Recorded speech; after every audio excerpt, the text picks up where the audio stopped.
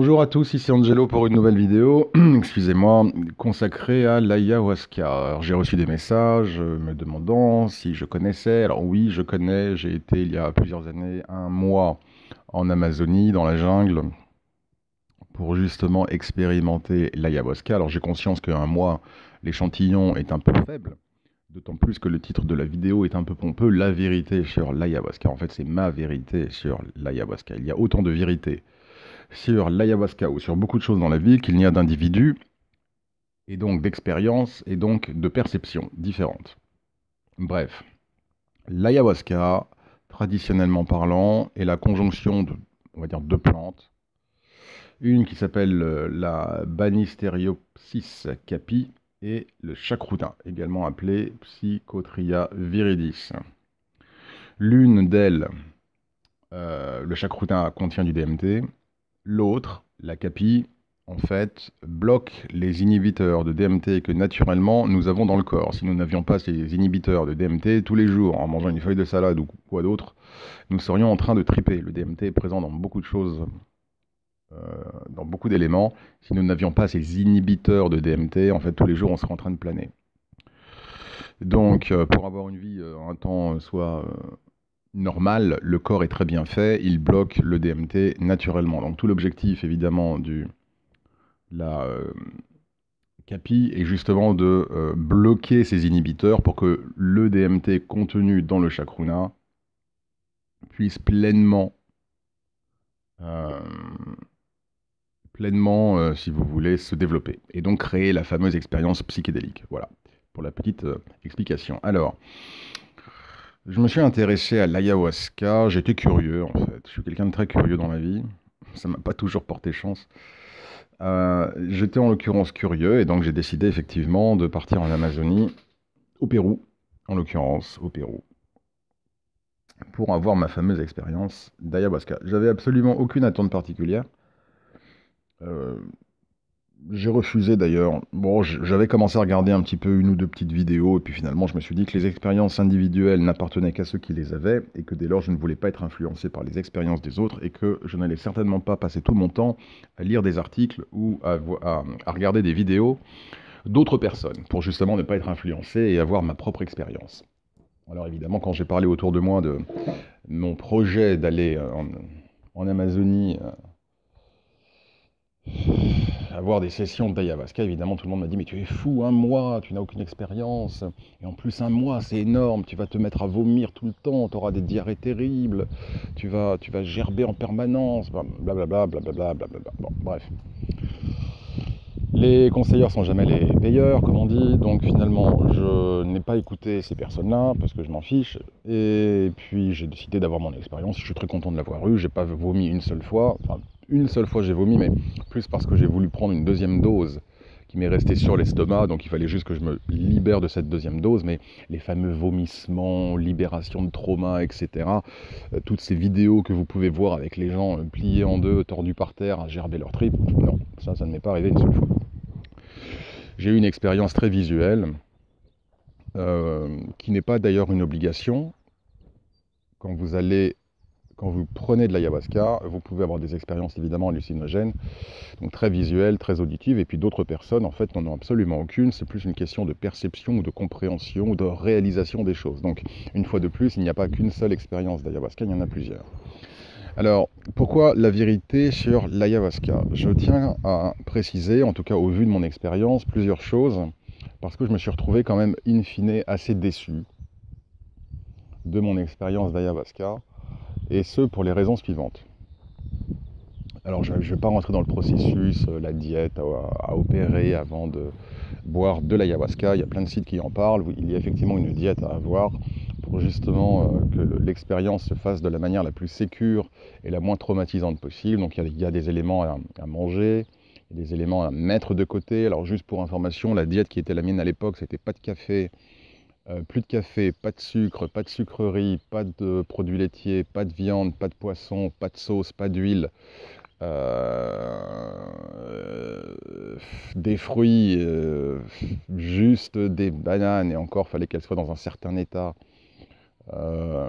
Donc, même au niveau des légumes, grosse sélection. Donc, en gros, je mangeais des pâtes et du riz, quoi. Je mangeais des pâtes et du riz.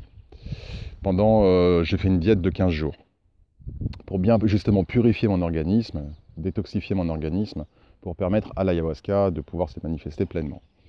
Si vous ne faites pas ça, vous allez douiller, hein. J'ai rencontré des Américains qui avaient eu leur café et leur McDo la veille de l'ayahuasca. Croyez-moi, le jour de la cérémonie, vous ne voulez pas être à leur place.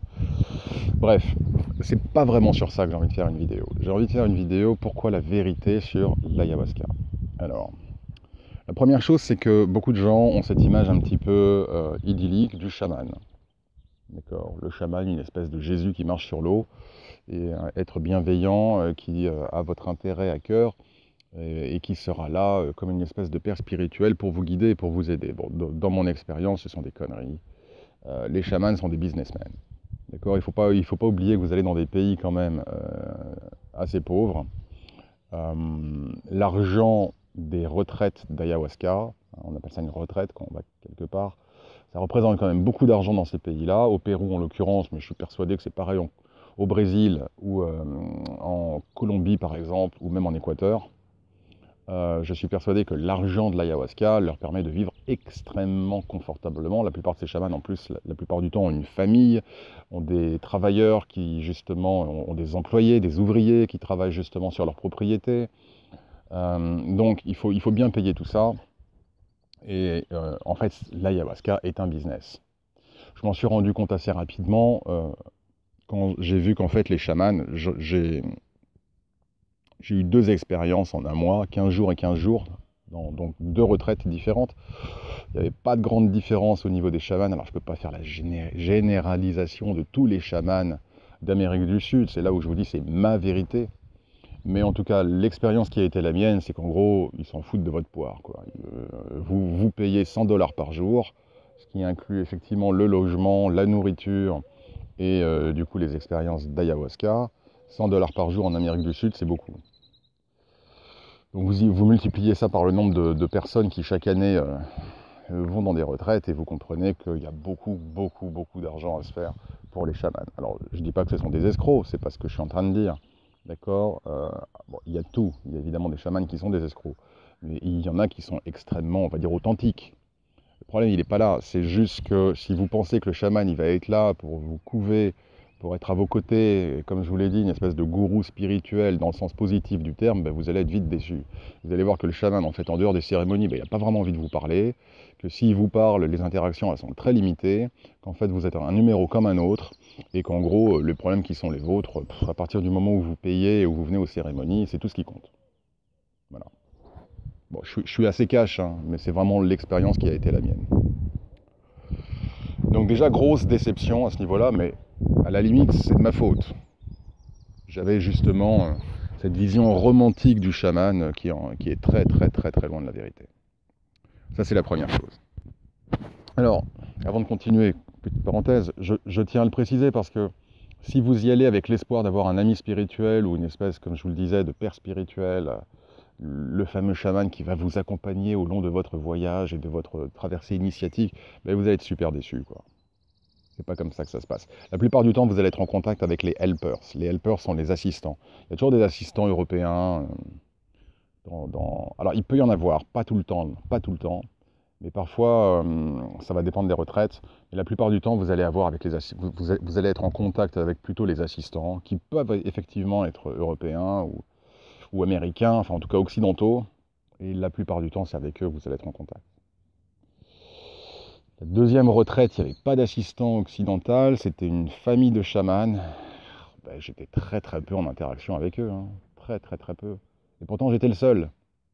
Dans cette retraite, il n'y avait personne d'autre, pas d'autres touristes. J'étais tout seul, Angelo avec monsieur chaman, madame chaman et leurs enfants.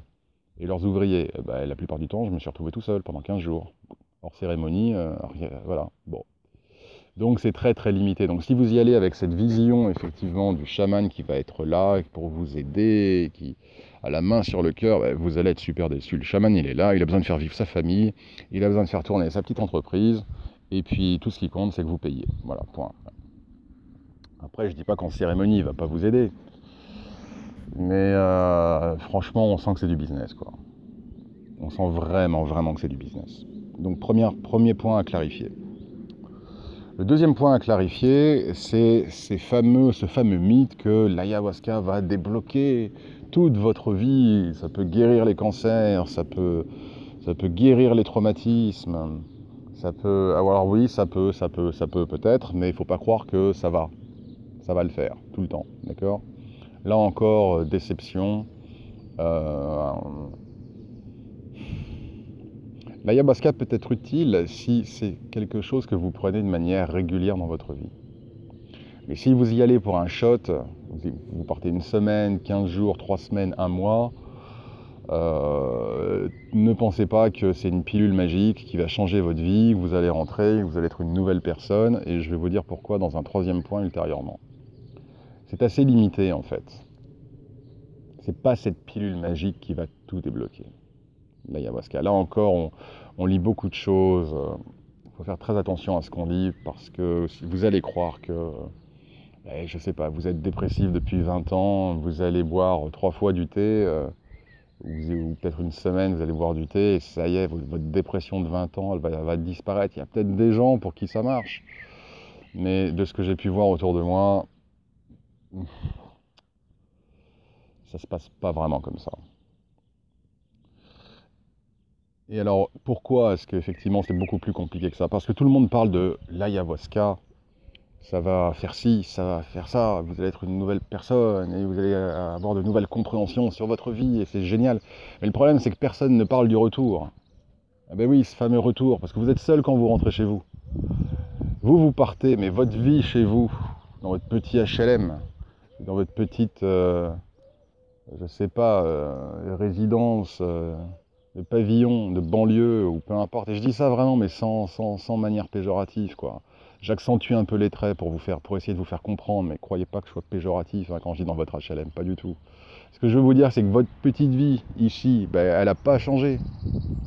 Alors vous pensez que vous avez changé, c'est super, vous rentrez chez vous, ça y est, vous avez eu des visions, et vous avez vu maman ayahuasca, et vous avez tout compris sur la vie, et vous êtes guéri, et vos énergies elles sont super bien, et ben ouais, mais du coup vous rentrez chez vous, et c'est à nouveau les factures, le patron, le collègue, la maîtresse, la femme, l'amant, et que le chien, la belle-mère, ben, je peux vous dire que ça va vite vous rattraper, hein. Et personne ne parle du retour. Le retour est extrêmement violent. Le retour peut être extrêmement violent parce que d'une part, vous êtes accompagné par personne, vous êtes tout seul. Deuxièmement, vous retrouvez des gens et des situations qui, elles, n'ont pas changé. Et du coup, ben, vous avez affaire à des forces à nouveau d'inertie qui vont vous tirer vers le bas et qui vont être d'autant plus douloureuses et pénibles que vous avez vécu en osmose avec Mère Nature. C'est compliqué, quoi. C'est compliqué. Et c'est là où je vous dis, l'ayahuasca peut éventuellement aider si vous avez l'habitude d'en prendre de manière assez régulière, hebdomadairement par exemple.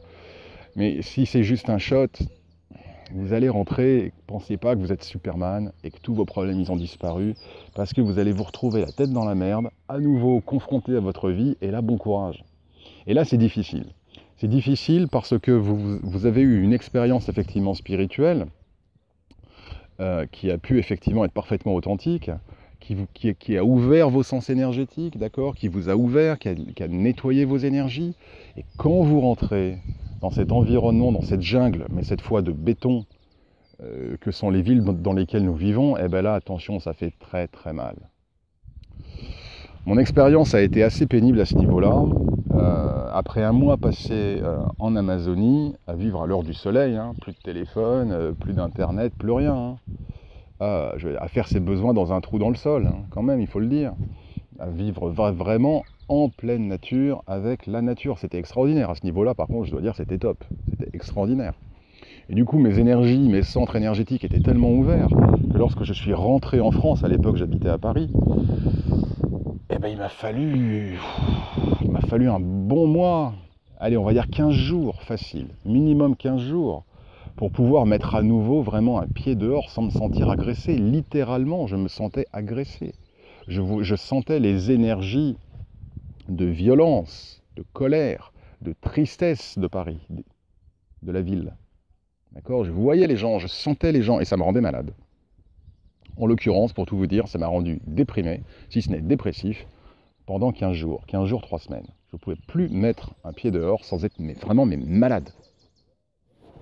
Et c'était pas le fait de revenir en France et que la jungle me manquait, c'est juste que d'un point de vue énergétique, mon corps avait été tellement purifié et ouvert que je ne pouvais plus me permettre de prendre toutes ces énergies négatives et qu'en gros il a fallu que je me repollue pendant plusieurs semaines pour ensuite ne plus me sentir aussi agressé par les énergies parisiennes. Maintenant, si vous vivez dans le Larzac, au sommet d'une montagne, c'est peut-être plus doux, le retour. Mais enfin, bon, vous voyez ce que je veux dire. Le retour dans la vie normale, il est compliqué. Vous avez vécu dans une bulle et en dehors du monde pendant un certain temps. Si vraiment vous êtes tombé sur des retraites authentiques, quoi que j'ai dit au niveau des chamans, au sujet des chamans, forcément vous allez avoir quand même une purification énergétique. L'ayahuasca en tant que tel, même si, comme je vous l'ai dit, c'est pas une pilule miracle, ça peut effectivement quand même aider. En tout cas, il y a un processus d'osmose, si vraiment on veut faire les choses correctement avec la nature, qui peut être effectivement positif. Et ça, je ne veux pas jeter le bébé avec l'eau du bain. Mais ce qui se passe, c'est que quand vous rentrez, il n'y a aucun suivi, il n'y a pas d'accompagnement, il n'y a plus personne, il n'y a pas d'ayahuasca, il n'y a pas de helpers, il n'y a pas de chaman, il n'y a plus rien. Vous êtes tout seul avec vos problèmes. Et dans un environnement qui, la plupart du temps, est un environnement qui n'est pas terrible. Les villes, c'est pas terrible. D'accord ? Le monde occidental, c'est un peu violent, quoi. Donc il faut faire très attention, et personne ne parle de ça. Et j'ai été en contact avec pas mal de personnes, c'était de dépression assurée au retour. Donc ça, il faut le savoir. Tout le monde parle de l'ayahuasca comme étant une pilule magique, mais personne ne vous dit effectivement à quel point, d'une part, les effets sont limités. Même si vous avez des effets, ils sont limités au temps d'exposition et de prise, de consommation de l'ayahuasca, et qu'ensuite il y a le fameux retour, et ça personne n'en parle. Et on vous fait croire que vous allez boire de l'ayahuasca, que vous allez devenir Superman, vous allez marcher sur l'eau, et que vous allez rentrer, et que voilà, et que votre vie elle va changer complètement. Votre vie elle va pas changer du tout. Voilà. Donc je suis un peu sec, mais c'est une opinion en tout cas que je vous donne fondée sur ma propre expérience. Alors ça ne veut pas dire que c'est pas bien, je dis pas faut pas y aller. Attention, je vous dis juste, allez-y en vous disant que c'est un business, en tout cas n'attendez pas trop des chamans, allez-y juste effectivement pour une découverte de vous-même, faites votre propre expérience et voyez comment cela se passe pour vous. Mais essayez d'éviter d'avoir en tout cas des idéaux un petit peu trop forts, et puis ne pensez surtout pas que vous allez devenir une nouvelle personne et que tous vos problèmes vont disparaître, c'est un petit peu plus compliqué que ça.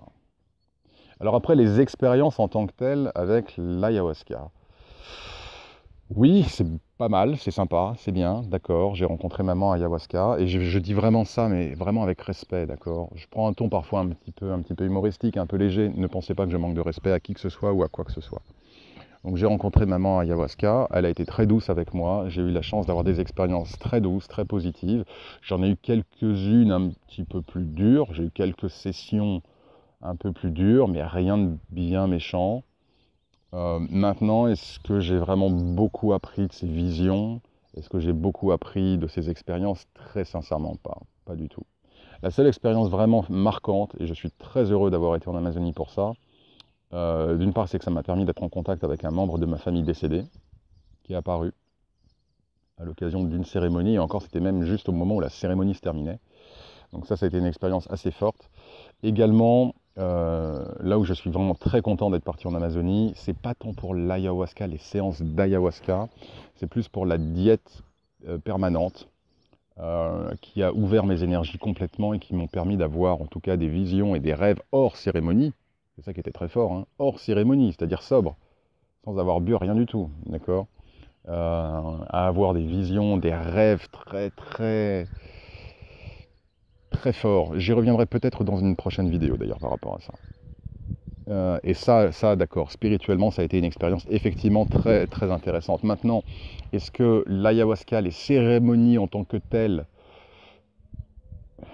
que je les ai vécues en tout cas, est-ce quelque chose qui me manque? Non. Est-ce quelque chose qui m'a vraiment apporté quelque chose? Non. Est-ce que j'ai des regrets? Non, pas du tout. J'ai rencontré des gens sympas, j'ai quand même vécu un mois, comme je vous l'ai dit, de manière assez intense spirituellement, énergétiquement.